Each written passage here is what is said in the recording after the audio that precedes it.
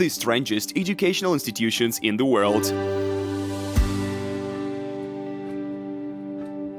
Wild kindergarten in Germany, which is literally translated from German as forest kindergarten. It is far from the only such kindergarten in the country. Moreover, they are quite popular. Their motto is "There is no bad weather, just bad clothes."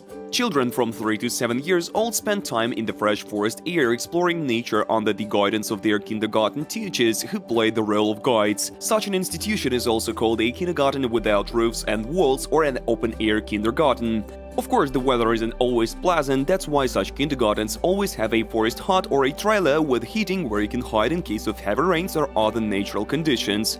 You can say that such kindergartens aren't a new idea, and you'll be right. The first one appeared in Denmark back in the 50th. Then, one woman who often took her and neighbors' children for a walk in nearby forest discovered that nature helps children to develop even more, communicate and play with each other more willingly, and explore surroundings with curiosity. The parents got inspired and created the world's first ever forest kindergarten. The first such kindergarten in Germany was opened in Wiesbaden in 1968. It was founded by Ursula Sube, who also did it on her own initiative and without any official permission. At first, such kindergartens were something wild, but in 1993, the first official wild kindergarten was opened. It happened in Flensburg. As of 2012, there had been more than 1,000 such kindergartens in Germany, 25 in Austria and 12 in Switzerland. Cave School in China. Guizhou province is one of the poorest in the country. The locals have problems even with providing food and drink, so it's not a surprise that education leaves much to be desired.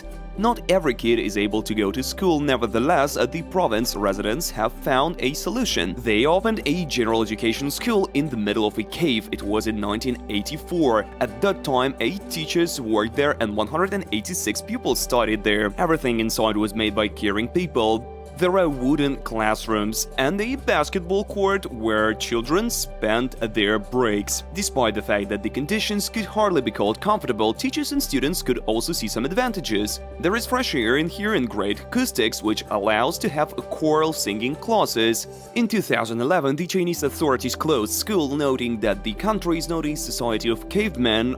Also, lessons are not being conducted there anymore. The school cave remained as a tourist site. That is Gondola School. Perhaps a gondola is one of the symbols of the city, which is why tourists are willing to joyride on them, enjoy the local scenery, and if they're lucky enough, listen to Italian songs performed by gondoliers. Their profession is considered very prestigious here, but it's not easy to get into this field. A license was granted by only the city authorities for quite a long time. More of it could be passed on either from a father to his son, or if he didn't have a son, he could pass it to the apprentice willing to learn his craft. It also happened that the sons of elderly gondoliers didn't want to carry on the family tradition. In this case, the licenses are returned to the authorities after the death of their fathers, and they in turn granted it to the best on the list of candidates. To get into this list, you must run through so-called trial by a paddle, that is to pass an exam. A lot has changed since then, but not everything. To become a gondolier, you still have to finish a special school in Venice, where students study foreign language, history, and Venetian art. After passing the exam, the student becomes a beginner gondolier who will have to pass the training for the half to 1 year under the guidance of an experienced master. After that, former beginners will face another exam, which is assessed by 5 judges, and after that, they finally get their long-awaited license. Despite the fact that the job is considered to be a solely male profession, it had actually been inherited by male side for a long time. Now it's possible for women to become a gondolier if desired. Georgia Boscolo, the first gondolier woman, received her license in 2010. Maharishi International University in the US. It was founded in 1973 by Maharishi Mahesh Yogi, also known as the founder of Transcendental Meditation, a technique with his own mantra. In 1968, the members of the legendary band The Beatles became his apprentices. However, the Beatles weren't really satisfied with his work. John Lennon even wrote the sarcastic song Sexy City after coming back from India, but despite a disappointment, the musicians remained faithful to meditation practices. Ringo Starr stated that Maharishi gave him a mantra that no one can take from him and which he continued to use.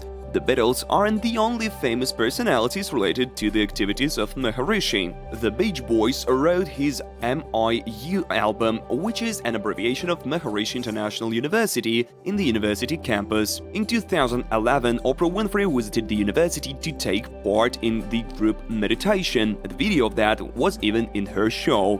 Students of Maharishi International University are offered to choose the program in such fields as art, business, education, communication, math, science, literature, psychology, health, and Vedic sciences. The universities aim to unleash the creative potential of students and create conditions for living in harmony with nature. The transcendental meditation itself is experienced twice a day by both teachers and students. Among famous alumni is John Gray, a psychologist and relationship counselor, the author of the famous book Men Are From Mars, Women Are From Venus. Hamburger University, the US. The educational institution was founded by McDonald's Corporation in 1961, and it's not the only one in the world. There are institutions like this in London, São Paulo, Shanghai, Tokyo, Munich, Sydney, and even in Moscow. Over 360,000 CEO and managers of catering facilities and restaurant business, as well as middle management, graduated from the university since its opening.